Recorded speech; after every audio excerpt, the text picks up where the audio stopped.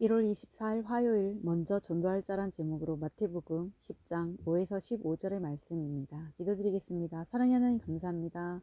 오늘도 말씀 묵상의 시간을 허락하시며 감사합니다.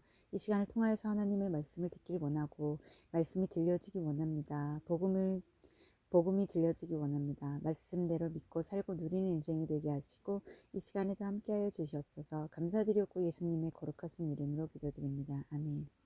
본문의 말씀입니다. 예수께서 이 12를 내보내시며 명하여 이르시되 이방인의 길로도 가지 말고 사마리아인의 고을에도 들어가지 말고 오히려 이스라엘 집에 잃어버린 양에게로 가라. 하면서 전파하여 말하되 천국이 가까이 왔다 하고 병든 자를 고치며 죽은 자를 살리며 나병한 자를 깨끗하게 하며 귀신을 쫓아내되 너희가 거저받았으니 거저주라. 너희 전대에 금이나 은이나 동을 가지지 말고 여행을 위하여 배낭이나 두벌 옷이나 신이나 지팡이를 가지지 말라. 이는 일꾼이 자기의 먹을 것 받는 것이 마땅함이라.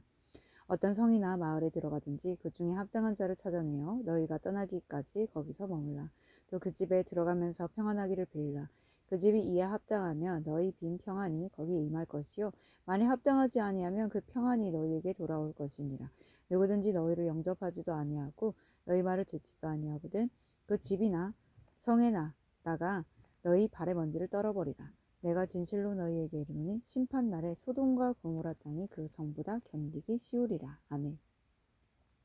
도움말입니다. 사마리아는 아수르가 북이스라엘 왕국을 멸망시켜 포로로 잡아가는 대신 이민족을 이주시켜 정착시킴으로써 혼혈 지역이 된 지중해와 요단강 사유 지역입니다. 전대는 돈을 넣어 품속이나 허리춤에 넣고 다니는 주머니입니다. 10절의 두벌 옷은 밤낮의 기온차가 심해서 필요했던 갈아입을 여분의 옷입니다. 11절의 합당한 자는 제자들을 반갑게 맞이하고 그들이 전하는 천국 복음을 받아들이는 자입니다. 영접하다는 귀한 손님을 맞이하려고 뛰어나가는 것을 말하고 15절에 소돔과 고모라는 10명의 의인이 없을 정도로 타락하여 유황불로 멸망한 도시입니다. 본문 요약입니다. 예수님은 제자들에게 이스라엘 집에 잃어버린 양에게로 가서 천국이 가까이 왔음을 전하라고 하시며 거저 받았으니 거저 주라고 하십니다. 어디에 가든지 합당한 자를 찾아내어 그들과 머물고 평안을 빌며 영접하지 않는 자의 집에나 성에서는 나가 발의 먼지를 떨어버리라고 하십니다. 오늘의 중보기도는 가정주부와 직장인들이 자기 삶의 자리에서 잃어버린 양에게 복음을 전하게 하옵소서. 아멘. 본문 해설입니다. 첫 번째, 잃어버린 양에게로 가라. 5에서 6절의 내용입니다. 예수님은 12 제자들을 보내시며 이방인이나 사마리아인에게 가지 말고 이스라엘 집에 잃어버린 양에게로 가라고 하십니다.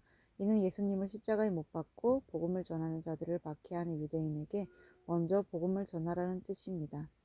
오늘날 교회 안에 그리고 가족 중에도 이처럼 믿음을 거부하는 잃어버린 양이 있습니다. 그래서 이스라엘 집에 잃어버린 양들에게 복음을 전파할 때는 죽음을 무릅쓰는 희생과 수고가 필요합니다. 적용 질문입니다. 오늘 내가 찾아가야 할 이스라엘 집에 잃어버린 양은 누구이며 어떤 수고를 해야겠습니까? 두 번째, 전파할 천국 7에서 10절의 내용입니다. 파송받은 제자들이 전파해야 할 내용은 천국이 가까이 왔다입니다. 우리는 이 천국을 거저받았습니다. 병들고 상처받은 우리의 몸과 마음이 치유되었고 죄로 죽은 인생이 구원받았으며 목자 없는 양같이 고생하며 기진하다가 거룩한 주님의 공동체에 속하게 되었습니다.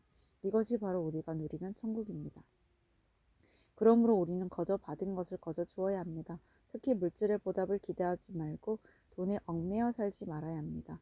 주님은 내가 좋은 것을 거저 줄 때 반드시 받는 것이 있다고 말씀하십니다. 적용 질문입니다. 내가 누리며 사는 천국은 어떤 모습입니까?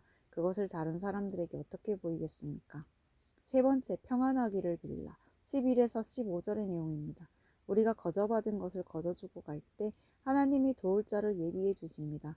그뿐만 아니라 복음 전파의 사명을 감당하고자 할 때 주께서 합당한 진로와 동역자, 배우자를 허락하십니다. 예수님은 복음을 전하는 자와 그가 전하는 복음을 환대하는 가정에 평안을 빌어주라고 하십니다. 그러나 그를 영접하지 않고 복음을 거부하는 자들이 있다면 발의 먼지를 떨어버리라고 하십니다. 그들이 주님을 거부하며 세상에서 추구하는 것이 주 앞에 무가치한 것임을 보여주라는 말씀입니다.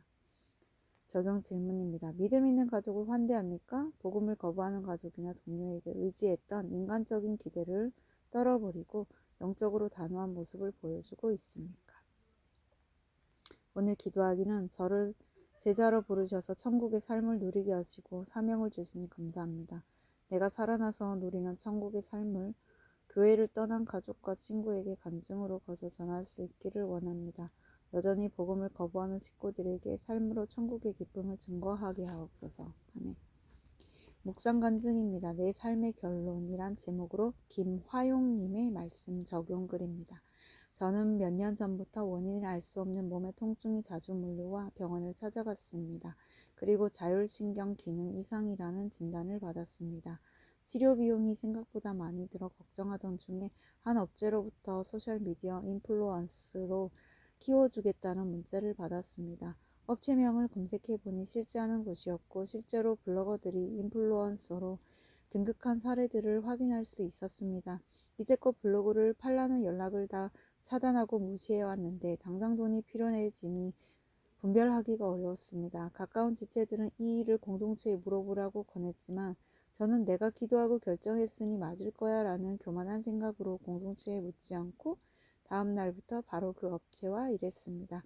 일은 생각보다 간단해서 업체에서 주는 원고를 제 블로그에 올리기만 하면 되었습니다. 저는 너무 쉽게 돈을 버는 것이 찜찜했지만 훗날 쌓일 돈을 생각하니 마음이 설렜습니다. 그리고 다음 날부터 입금되지도 않은 돈을 이미 받은 것처럼 즐거워하며 무분별하게 돈을 썼습니다. 그러나 이상하게 3일째부터는 돈이 들어오지 않았고 급기야 업체와 연락조차 안 되었습니다. 블로그 포스팅 아르바이트 사기를 당한 것이었습니다. 예수님은 복음을 위해 이스라엘 집에 잃어버린 어린 양에게로 가라고 하셨지만 저는 사기당한 일이 억울해 그 업체를 고발하는 글을 작성해서 올렸습니다. 하지만 그 업체로부터 하루 만에 신고 처리를 당했습니다. 이에 화가 나 맞대응하고 싶었지만 돈에 얽매여 공동체에 묻지 않은 저의 죄가 보여 멈출 수 있었습니다. 이 일은 하나님보다 돈을 더 의지하는 나를 알기 위해 꼭 필요한 사건이었습니다. 거저받은 것을 거저주고 갈 때 하나님이 도울 자를 예비해 주신다는 말씀처럼 이제는 내 전대에 있는 금, 은, 동을 버리고 나의 거룩을 위해 수고한 이들의 평안을 빌며 복음 전하는 제자가 되기를 소망합니다. 이분에 적용하기는 돈을 절약하고자 일주일에 3번만 커피를 마시겠습니다. 건강 문제나 교회 소그룹과 관련된 고민 등 작은 것이라도 공동체에 물어보겠습니다. 입니다.